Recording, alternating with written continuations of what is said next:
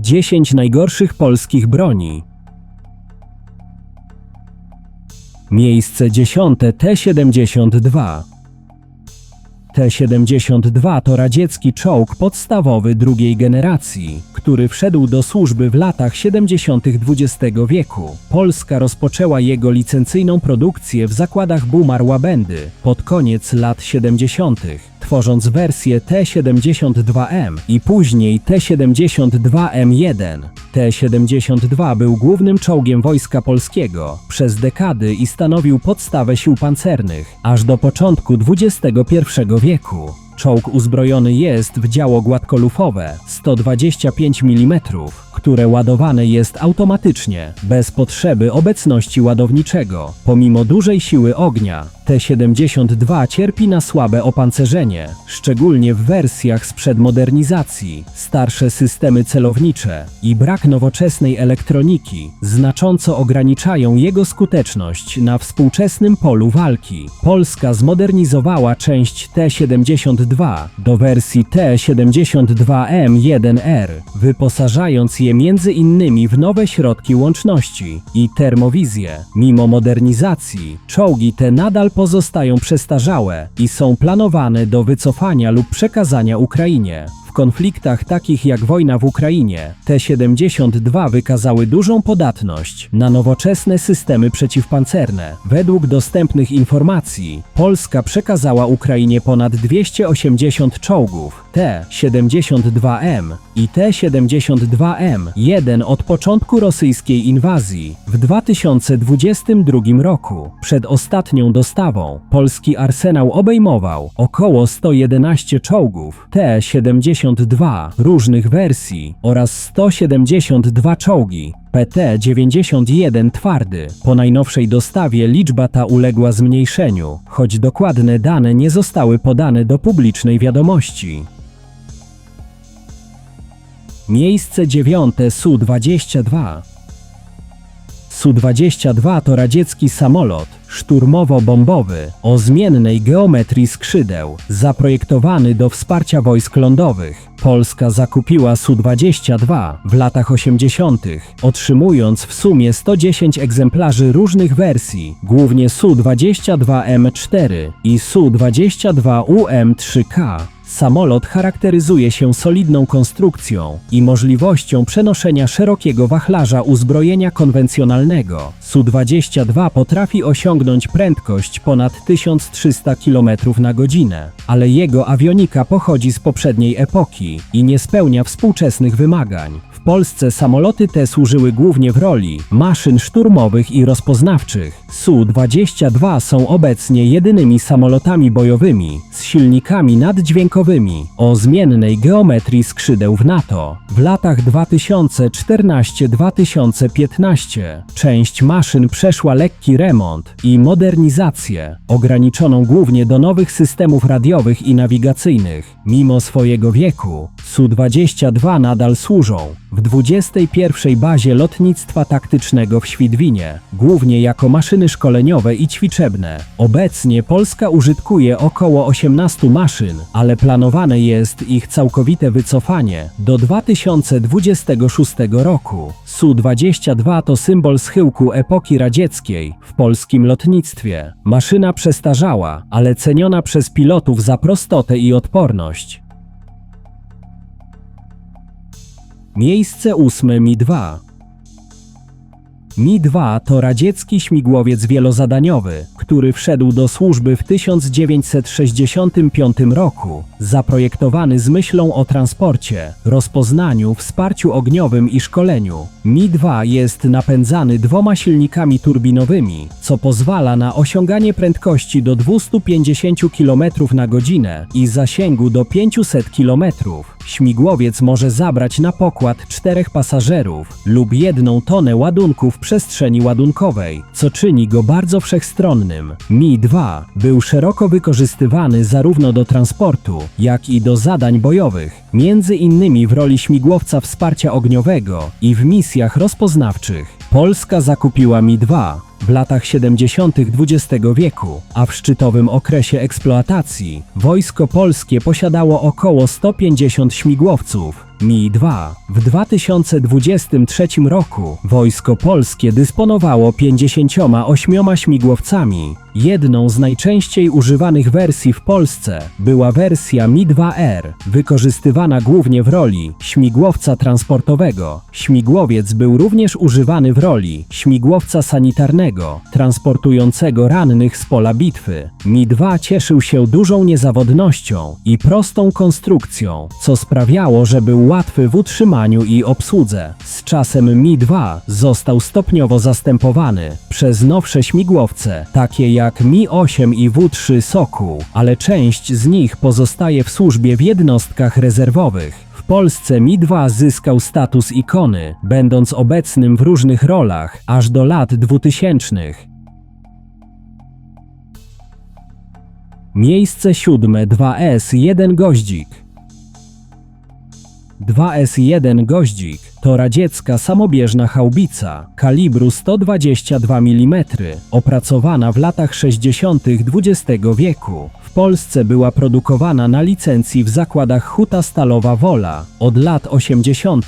haubica zamontowana jest na podwoziu, opartym na transporterze MTLB, co zapewnia jej dobrą mobilność w terenie. Goździk może pokonywać przeszkody wodne w pław i porusza się z prędkością do 60 km na godzinę po drogach. Zasięg ognia standardowego pocisku wynosi około 15 km, co dziś uważa się za niewielką wartość. 2S-1 posiada obrotową wieżę, co daje jej przewagę nad starszymi działami holowanymi. Pomimo swej mobilności, systemy kierowania ogniem są przestarzałe, a ochrona balistyczna bardzo ograniczona. W polskiej armii użytkowanych jest jeszcze około 200 egzemplarzy. Część polskich goździków została przekazana Ukrainie w ramach pomocy wojskowej. Według dostępnych informacji Polska przekazała Ukrainie kilkadziesiąt samobieżnych haubic 2S-1 Goździk. Dokładna liczba nie została oficjalnie ujawniona, jednak szacuje się, że jest to około 20 egzemplarzy. Przed przekazaniem Polska posiadała 332 haubice 2S-1 Goździk,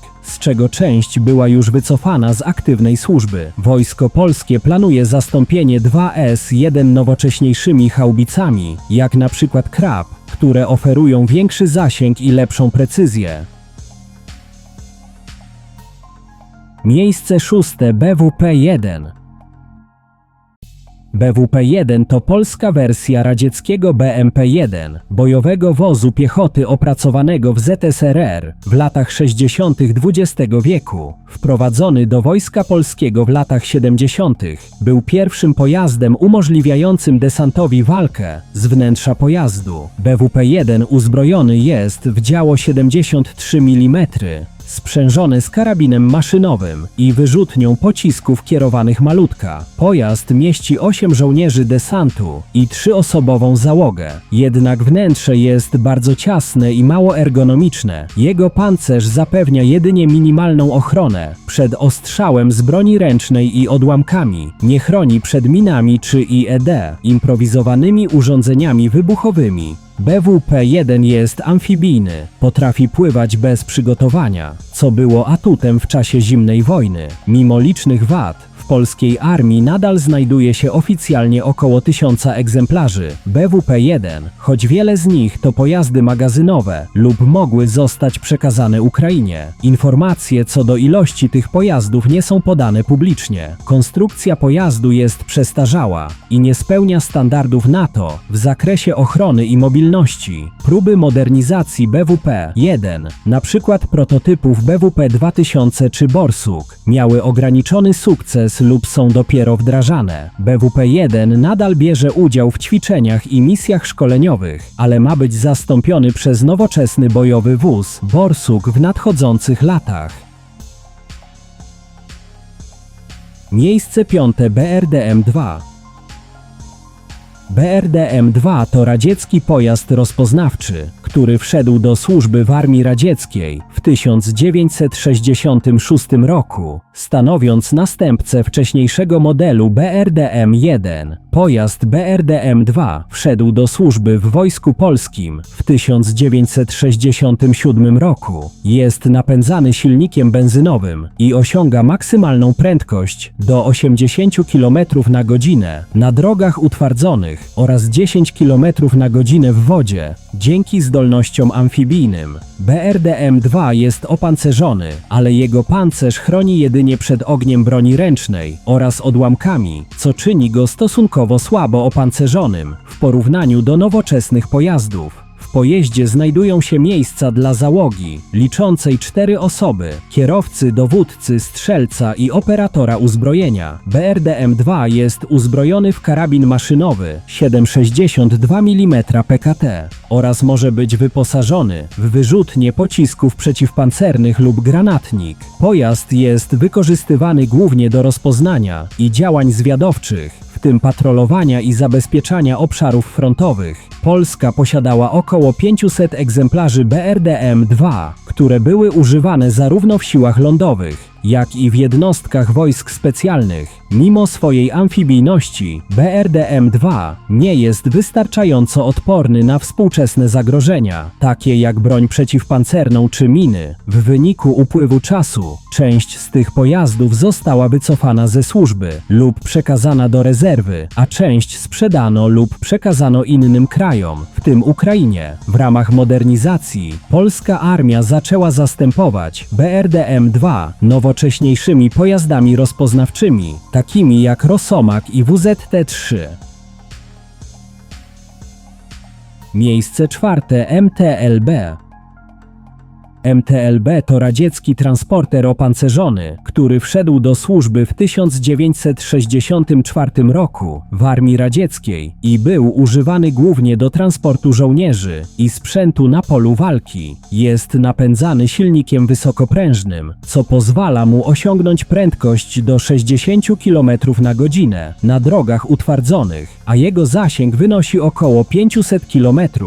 MTLB ma zdolność poruszania się w wodzie. Pojazd ma stosunkowo lekkie opancerzenie, chroniące przed ogniem broni ręcznej i odłamkami, co sprawia, że nie jest w pełni odporny na nowoczesne zagrożenia. W polskim wojsku MTLB był szeroko wykorzystywany jako transporter żołnierzy, ale także jako platforma dla różnych systemów uzbrojenia, w tym wyrzutni rakietowych czy działa artyleryjskiego. Transporter pomieści 7 żołnierzy desantu w pełnym wyposażeniu, oprócz dwuosobowej załogi, co daje łączną liczbę 9 osób. Polska wprowadziła MTLB w różnych wersjach specjalistycznych do służby w latach 70. XX wieku, między innymi takich jak wóz pogotowia technicznego WPT Mors, nośnik radiostacji R-137T, wóz dowodzenia ZWD-1 oraz jako nośnik systemu zakłóceń Przebiśnieg. Chociaż dokładna liczba pojazdów opartych na podwoziu MTLB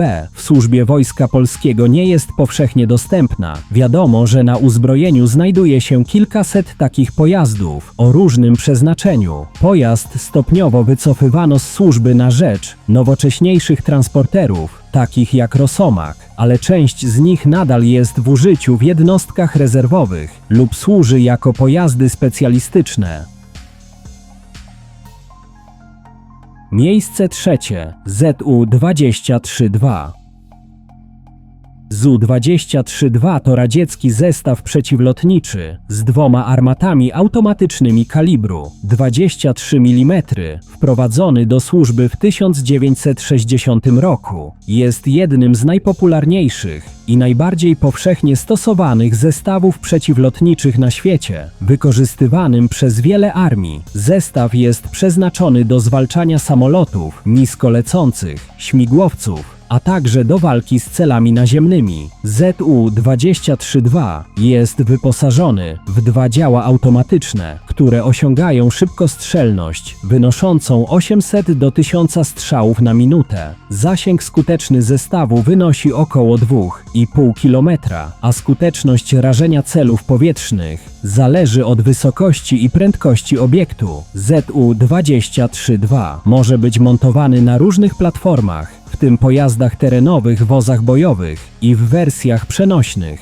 W wersji przenośnej jest transportowany przez załogę i może być błyskawicznie rozstawiony w terenie, co czyni go bardzo mobilnym. ZU-23-2, mimo upływu lat, wciąż znajduje się na wyposażeniu niektórych armii, w tym w Polsce, choć jest stopniowo wycofywany na rzecz bardziej nowoczesnych systemów obrony przeciwlotniczej. Wojsko polskie zaczęło wykorzystywać ZU-23-2 w latach 60. XX wieku, a od 1972 roku był produkowany w Polsce przez Zakłady Mechaniczne Tarnów. Wojsko polskie posiada około 3000 zestawów ZU-23-2 w różnych wariantach, w tym mobilnych i stacjonarnych. Zestawy te są wykorzystywane w ramach obrony przeciwlotniczej, zarówno w jednostkach lądowych, jak i na okrętach marynarki wojennej. Miejsce drugie 9K 111 Fagot. 9K 111 Fagot, kod NATO AT-4 Spigot, to radziecki przenośny przeciwpancerny system kierowanych pocisków rakietowych, opracowany w latach 60. XX wieku. System został wprowadzony do służby w ZSRR w 1970 roku i szybko trafił na wyposażenie wielu państw Układu Warszawskiego, w tym Polski. Fagot służy do zwalczania pojazdów opancerzonych, w szczególności czołgów, a także może być używany przeciwko umocnieniom i nisko lecącym śmigłowcom. Pocisk naprowadzany jest półautomatycznie przewodowo, co oznacza, że operator musi utrzymać cel w celowniku do momentu trafienia. Zasięg skuteczny systemu wynosi od 70 metrów do 2000 metrów, a głowica kumulacyjna jest w stanie przebić około 400 mm pancerza. System składa się z wyrzutni 9 P135, statywu jednostki sterującej oraz pocisku w tubie transportowo-startowej. Choć konstrukcja ma swoje lata,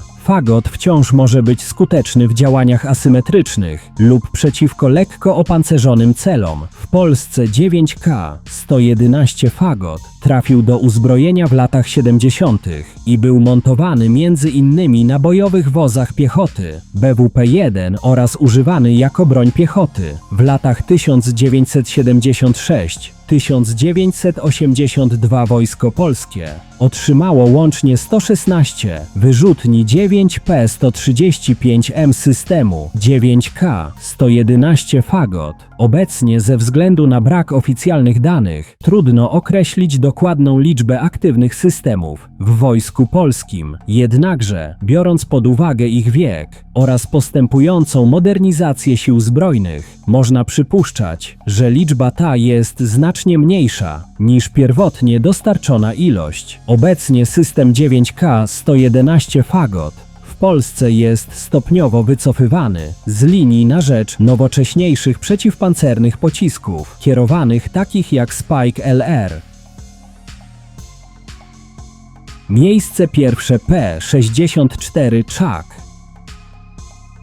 P64 to polski pistolet samopowtarzalny kalibru 9 mm Makarowa 9×18 mm, opracowany w latach 50. XX wieku przez zespół pod kierunkiem Piotra Wilniewczyca. Broń ta została oficjalnie przyjęta na uzbrojenie Wojska Polskiego w 1965 roku jako następca radzieckiego TT. P64 był używany głównie przez oficerów, podoficerów, żandarmerię oraz funkcjonariuszy służb mundurowych PRL. Pistolet ma magazynek o pojemności 6 nabojów, a jego kompaktowe rozmiary sprawiają, że był wygodny do noszenia w kaburze służbowej. Konstrukcja P64 wzorowana była częściowo na radzieckim pistolecie Makarow PM, ale zawierała wiele własnych rozwiązań konstrukcyjnych. Broń działa na zasadzie odrzutu zamka swobodnego i wyposażona jest w mechanizm spustowy z podwójnym działaniem DASA.